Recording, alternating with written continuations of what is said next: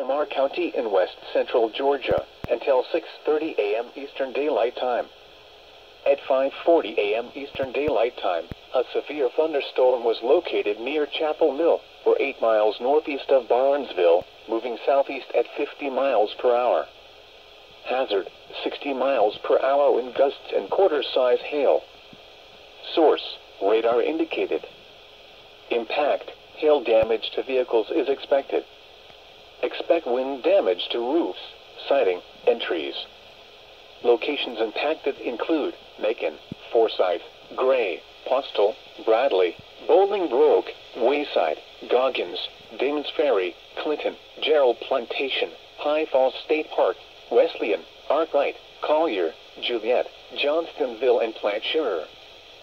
For your protection, move to an interior room on the lowest floor of a building. If you see wind damage, hail, or flooding, wait until the storm has passed, and then call the National Weather Service toll-free at 1-866-763-4466 or tweet us your report at NWS Atlanta.